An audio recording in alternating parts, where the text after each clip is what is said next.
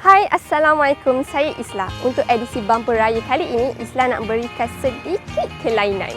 Kita pun tahu, saban tahun, telefon pintar di pasaran berlumba-lumba untuk membawakan teknologi dan rekaan baru. Tapi, tak semua daripada kita yang mahukan peranti bangsawan dan tak ramai yang mahu berbelanja tinggi semata-mata untuk memiliki telefon pintar.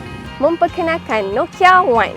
Telefon pintar yang kami kategorikan dalam kelas permulaan. Pada hanya harga RM299, ianya memiliki chip pemprosesan MediaTek RAM 1GB bersama storan dalaman 8GB dengan pilihan penambahan storan menggunakan kad microSD sehingga 128GB.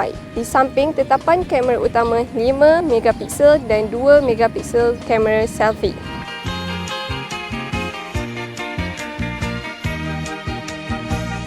Ianya mungkin merupakan sebuah peranti yang berspesifikasi rendah, tetapi untuk memastikan peranti ini beroperasi dengan lancar, ianya dijalankan dengan sistem operasi Android Go. Android Go merupakan satu inisiatif dari Google dalam memberi penggunaan yang lancar kepada peranti kelas permulaan dengan antarmuka yang bersih dan lebih ringan.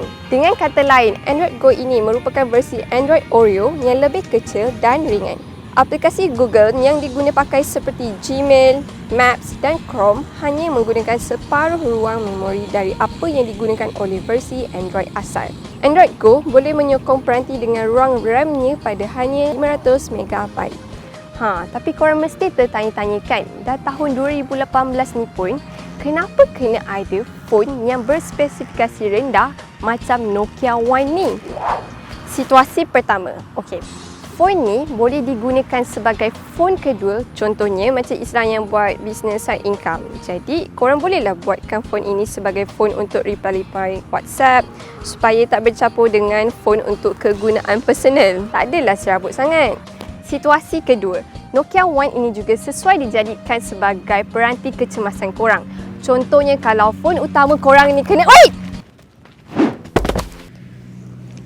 Phone ni janganlah korang baling-baling pula, kesian dia. Maksud Islah, kecemasan tu bila phone korang kena curi, korang boleh gunakan phone ni call mak korang ke, ayah korang ke, awek korang ke. Tak adalah diorang risau nanti kan. Situasi ketiga, ianya juga dilihat sangat sesuai untuk dijadikan phone untuk pengguna kali pertama. Maksudnya, korang boleh bagi dekat mak ayah kat kampung, tok nek, mak nenek segala untuk lebih senang berkomunikasi dan mungkin bagi ke anak-anak ke supaya senang nak pantau waktu diorang di sekolah.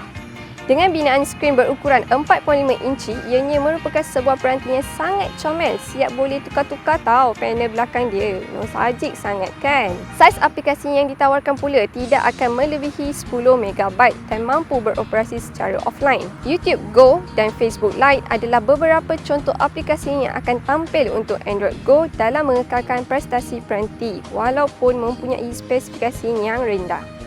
Okey korang, itu saja untuk video kali ini. Jangan lupa saksikan video akan datang dan subscribe kami serta tinggalkan komen di bawah ini. Selamat Hari Raya daripada wiser.my.